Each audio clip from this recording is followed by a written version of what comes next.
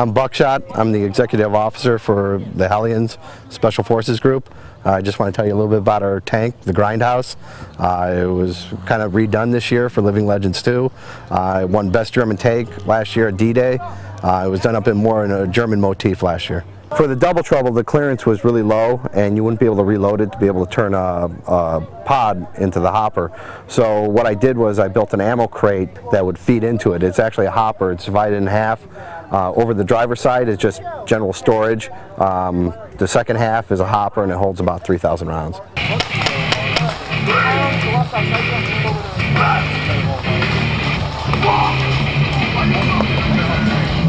For the turret, for the base of it, I started with a pallet carousel. They're relatively inexpensive. I mean, they're a couple $100, but it's a lot easier to buy one from like Harbor Freight or somewhere else and build upon that. They're metal, they already have ball bearings, they can handle the weight, they come in different sizes.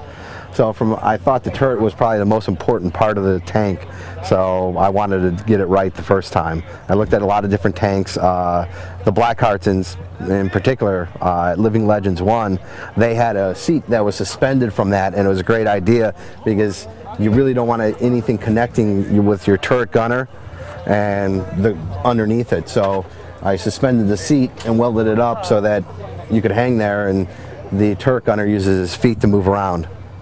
Likewise, with the air, we always want to keep the air on the turret itself so that you don't have any air lines going back up in the turret, like from the base of the car, that if he does a couple 360s, they're all bound up. The basic turret design was built was off a German reconnaissance vehicle. I forgot, 222, where you would have a grenade cage to keep out grenades. So this butterfly is open.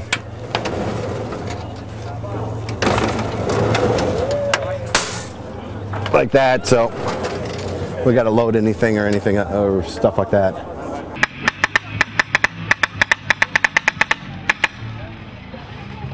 Well, the pod holders I picked up at D-Day for $1 each. They're 4+1 packs for $1 each. You really couldn't beat it. We threw them up with some sheet metal screws, then picked up just cheap pods for them. You want to really keep them organized because when the turret gunner is firing and he's under fire and you got targets out there, he just wants to be able to grab something. So if he has a rhythm in grabbing them, most of the time he'll grab them, load up, throw it on the ground of the tank. So after a major firefight or when we hit the dead zone, you'll see all the pods and paint and everything else, all the spillage down at the bottom of it. I have 2 extra scuba bottles in there secured to the sides of the walls of the tank. One is to feed the double trouble for the passenger. The other one is for refilling the SIBA bottle for the turret, just in case the field doesn't have, the right fill stations.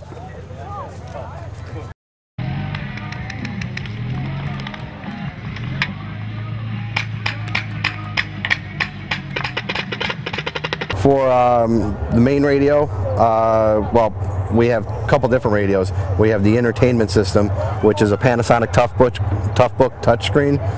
It's just an old P3 touchbook, so with a front end on it, so you're able to browse your MP3s, movies, watch Apocalypse Now, whatever we want to do. Then we have a regular ham radio in there, dual band UHF VHF Kenwood radio that's hooked up to the Squawk Box. It's 50 watts. Small antenna is actually what drives it, not the big antennas. But we're able to reach really anywhere on the field with 50 watts. I mean, we could reach part of Chicago down there. 500-watt speakers in the grill. I got 2 300-watt speakers down below under here. Well, the other, the standard steering wheel that was on it was just too big and it was obstructing your view. If you want to know more about the tank, you could go to www.hellions.net. There you could see the entire profile of it and some of the specs.